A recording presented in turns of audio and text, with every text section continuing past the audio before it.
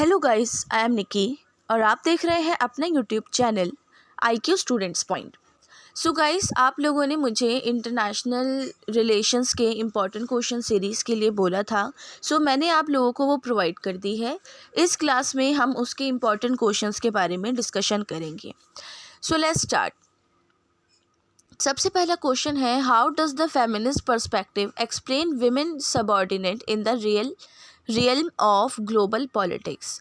ठीक है, अब जहां आपने नारीवाद को पढ़ लिया, देखो एक चीज़ मैं आपको बता दूं, नारीवाद पे शॉर्ट नोट भी आता है और नारीवाद पे वास्ट क्वेश्चन भी आता है, लॉन्ग क्वेश्चन भी आता है। ठीक है, सो इसमें आपको फर्स्ट ऑफ ऑल इंट्रोडक्शन लिखना है, देन डेवलपमेंट ऑफ फेमिनिज्म कैसे हुआ। ठीक है, सारी चीज़ें बतानी है, वो ये स्टार्टिंग से बताना। इंट्रोडक्शन में तो पहले अपने पर्सपेक्टिव लिख देना। उसके बाद आपको यहाँ पर फेमिनिस्ट का डेवलपमेंट कैसे हुआ। 1789 में जो मैरी वॉल्सटनक्राफ्ट की बुक आई थी, अब विंडिकेशन ऑफ वुमेन वाली, उससे देखा जाता है और सबसे पहली फेमिनिस्ट जो मानी जाती हैं वो हमारी मैरी वॉल्सटनक्राफ्ट ही मानी जाती हैं, और इंडियन फेमिनिस्ट है हमारी पंडिता रमाबाई। ठीक है, तो उन सब चीज़ों को मिला के आपको लिखना है। फिर उसके बाद सिमोन द बोआ की जो बुक थी द सेकंड सेक्स, उसके अंदर उन्होंने क्या क्या बताया है। स्पेशली वो चीज़ ज़रूर डालना कि उन्होंने ये वाली चीज़ बताई थी कि महिलाएं पैदा नहीं होती हैं बल्कि बनाई जाती हैं। ठीक है, तो ये सारी चीज़ें आप बताओगे डेवलपमेंट ऑफ फेमिनिज्म के अंदर। उसके बाद आगे चलते हैं, फिर आपको स्टेजेस ऑफ फेमिनिज्म लिखनी है। फेज़ 1, फेज़ 2, फेज़ 3 और फेज़ 4 चारों लिखने हैं। फेज़ 1 के अंदर आपको लिखना है 1960 से थोड़े से टाइम के पहले का, उसमें शिक्षा पर फोकस किया गया था।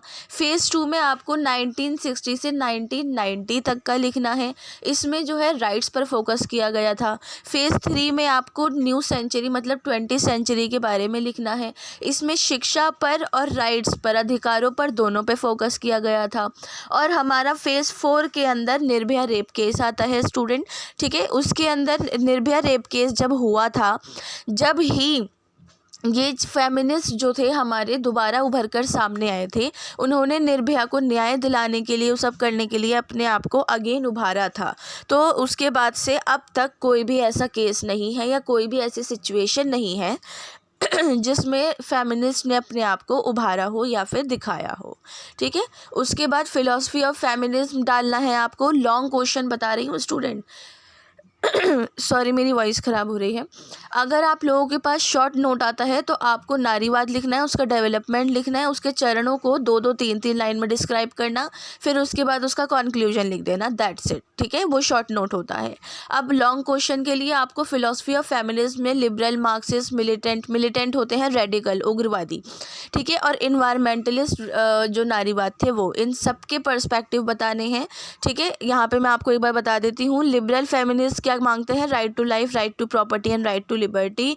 मार्क्सिस्ट फेमिनिस्ट कहते हैं कि भाई पूंजीवाद को बढ़ावा दो, और उसमें सिर्फ और सिर्फ आदमी ही नहीं, अगर औरतें भी काम करेंगी तो पैसे में इजाफा होगा, बढ़ोतरी होगी। रेडिकल जो हैं वो हमारे पैसे और right to liberty, right to property, right to life, इन सब पे फोकस करते हैं। और इन्वायरमेंटलिस्ट फेमिनिस्ट जो हैं वो शिक्षा पे बहुत फोकस करते हैं। वो कहते हैं कि अगर विमेन एजुकेटेड होगी तो वो इन्वायरमेंट को समझ सकेगी कि इन्वायरमेंट में क्या चल रहा है, उसके साथ क्या हो रहा है, उसके साथ क्या होने वाला है। ठीक है, लास्ट में आपको कंक्लूजन लिखना है, ये आंसर आपका ख़त्म हो जाएगा। नेक्स्ट क्वेश्चन है, critically analyse Hans Morgenthau theory of realism. और इसके अलावा जो एक और क्वेश्चन आ सकता है सेम टू सेम ऐसा ही, critically assess the realist approach to the study international relation. इन दोनों ही क्वेश्चन में, या फिर जहाँ पर भी आप यथार्थवाद, रियलिज्म या रियलिस्टिक पढ़ लो, वहाँ पर आपको ये आंसर लिखना है जो मैं आपको बता रही हूँ। इंट्रोडक्शन, रियलिस्टिक थ्योरी लिखना, फिर बियॉन्ड पॉजिटिविज्म लिखना, scientific knowledge and moral knowledge लिखना, और फिर आपको यहाँ पर पुनर्वास, पहचान और अनुभव लिखना है, देन निष्कर्ष आएगा। ये आपकी पूरी यथार्थवाद की पूरी थ्योरी है। ठीक है स्टूडेंट, ये कंप्लीट थ्योरी है। इसी को आप शॉर्ट नोट में भी इंक्लूड करोगे थोड़ा थोड़ा सा, इसी को आप लॉन्ग आंसर में इंक्लूड करोगे बड़ा बड़ा करके। नेक्स्ट क्वेश्चन है the seeds of second world war were sown in the Paris peace conference in the light of the above statement discuss the emergency of Nazism in Europe. ठीक है भाई, इन्होंने अब सेकेंड वर्ल्ड वॉर के base पे इन्होंने बोला है कि सेकेंड वर्ल्ड वॉर के बीच, युद्ध के बीच पेरिस सम्मेलन में बोए गए थे। और कैसे, क्या हुआ था, ठीक है, वो तो सब आपको पता ही है क्या हुआ था। इंट्रोडक्शन लिखना, ट्रीटी ऑफ वर्साइल लिखना, फिर rice of dictatorship in Italy and Germany लिखना है। उसके बाद आपको यहाँ पर अक्षीय शक्तियों की विस्तारवादी नीति बतानी है, फिर निरस्त्रीकरण की विफलता बतानी है।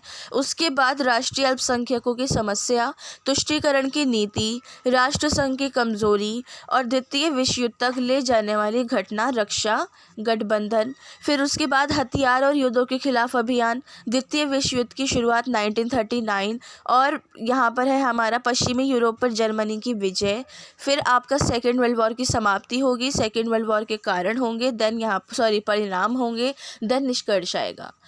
स्टूडेंट, अगर आप लोग ये सोच रहे हो कि ये बहुत बड़ा आंसर है, तो बेटा इंटरनेशनल रिलेशंस ही बहुत बड़ा टॉपिक है, बहुत वास्ट टॉपिक है। आप इसके अंदर जितना लिखोगे उतना कम है। तो ये आपका सेकेंड ईयर जो होता है, बेसिकली आपका बहुत बड़ा टेस्ट होता है कि बच्चे की नॉलेज और बच्चे की स्पीड कितनी है, उस पर होता है। उसी के बेस पर आपको मार्क्स भी दिए जाते हैं। सो आप लोगों को यहाँ पर इसी चीज़ पर फोकस करना है, इसी चीज़ को देखना है, और इन सभी जो मैंने पॉइंट्स आपको बताए हैं इनको इंक्लूड करना है। नेक्स्ट क्वेश्चन है liberalism in body but soul is realism in international relation, discuss the basic test of liberalism and non liberalism. परिचय लिखना, फिर यथार्थवाद के सिद्धांत को थोड़ा सा डिस्क्राइब करना है क्योंकि इन्होंने रियलिज्म के बारे में पूछा है। अगर क्वेश्चन में डायरेक्ट आपसे लिबरलिज्म पूछा जाता है तो रियलिज्म मत लिखना, ठीक है। उसके बाद है उसकी जड़ें, विकासवाद और क्रांतिकारी उदारवाद। फिर individual level of analysis, the state society level democratic regimes, ठीक है, the systematic level, the ideological foundation of new liberalism, the romantic and socialist criticize of liberalism, the new liberal project. उसके बाद जो है आपका ये क्वेश्चन कंप्लीट हो जाएगा। आपको कॉन्क्लूजन लिख देना है, लिख देना, मैं लिखना भूल गई थी स्टूडेंट, आप लोग लिख दिएगा, ठीक है। अब हम चलते हैं नेक्स्ट क्वेश्चन पे। What were the main causes and consequences of first world war. First world war के कॉन्सिक्वेंसेज एंड कॉजेज लिखने हैं। हो सकता है आपसे खाली कॉजेस पूछ लिए जाएं, हो सकता है आपसे खाली कॉन्सिक्वेंसेस पूछ लिए जाएं। शॉर्ट नोट में सिर्फ वर्ल्ड वॉर पूछी जाएगी तो सिर्फ वर्ल्ड वॉर के बारे में लिखना, उसके कॉजेज और कॉन्सिक्वेंसेस मत लिखना। मतलब फर्स्ट वर्ल्ड वॉर में धुरी राष्ट्र, मित्र राष्ट्र जो थे उन सब के बारे में बताना, वगैरह वगैरह सब कुछ, ठीक है। अब हम इस वाले आंसर को कंप्लीट करते हैं। ये है परिचय। परिचय देने के बाद आपको युद्ध के कारण बताने हैं।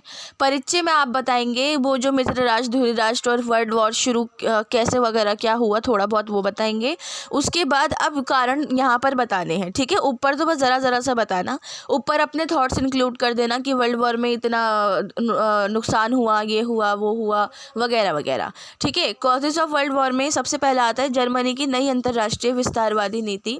उसके बाद आता है म्यूचुअल डिफेंस अलाइंसेस, ठीक है। उसके बाद इम्पेरियलिज्म, फिर मिलिट्रलिज्म, फिर नेशनलिज्म। उसके बाद आपका आर्कड्यूक फ्रांस फर्डिनेंड की हत्या, इसी पर सबसे पहले बवाल उठा था ना, इसी वजह से तो वर्ल्ड वॉर हुई थी। तो इसको आप इंट्रोडक्शन में भी डाल देना, ठीक है। इंट्रोडक्शन में डालकर फिर आपको यहाँ पर इसको डिस्क्राइब करना है। फिर फेजेस ऑफ वॉर लिखने हैं, युद्ध के चरण लिख देना। फिर कॉन्सिक्वेंसेस आ जाएंगे, उसके परिणाम क्या हुए थे, इकोनॉमिक, पॉलिटिकल, सोशल, ये तीनों लिखने हैं। इकोनॉमी का बहुत बुरा हशर हो गया था, पॉलिटिक्स बहुत ज़्यादा बढ़ गई थी, सोशली लोग बहुत तबाह हो गए थे, बेगुनाह लोग मारे गए थे, ये था वो था सब कुछ, ठीक है। उसके अलावा ट्रीटी ऑफ वर्साइल बतानी है, creation of the league of nation, कि अगर लीग ऑफ नेशन होता, सबसे बड़ा कारण ये भी है कि अगर लीग ऑफ नेशन होता तो शायद फर्स्ट वर्ल्ड वॉर नहीं होती। लीग ऑफ नेशन पावर में नहीं था, league of nation second world war तक भी पावर में नहीं था। फिर India and world war one, then conclusion. India का क्या रोल रहा है भाई, यहाँ से सैनिक भेजे जाते थे, ब्रिटिशर्स जो थे यहाँ से इंडियन सैनिक भेजते थे मरने के लिए, ठीक है। उनको कोई फ़र्क नहीं पड़ता था क्योंकि उस टाइम पर हम लोग गुलाम थे। Okay, conclusion. Then discuss the main feature which led to the end of cold cold war, end of cold war बताना है, सबसे पहले परिचय बताना, फिर शीत युद्ध का अंत बताना। शीत युद्ध के अंत में देतांत सबसे इंपॉर्टेंट टॉपिक है। देतांत पे शॉर्ट नोट भी आता है स्टूडेंट्स, ये बात याद रखिएगा। देतांत पे एक सेपरेट क्वेश्चन भी आता है स्टूडेंट, ये भी बात याद रखिएगा, ठीक है। उसके बाद आपको रोनाल्डो रेगन के तहत अमेरिकी नीति बतानी है, फिर मिखाइल गोर्बाचेव के तहत सोवियत नीति, फिर उसके बाद पूर्वी ब्लॉक के भीतर साम्यवाद का विरोध, देन कंक्लूजन आ जाएगा आपका, ठीक है। ये सारी चीज़ें आपको यहाँ पर डिस्क्राइब करनी है।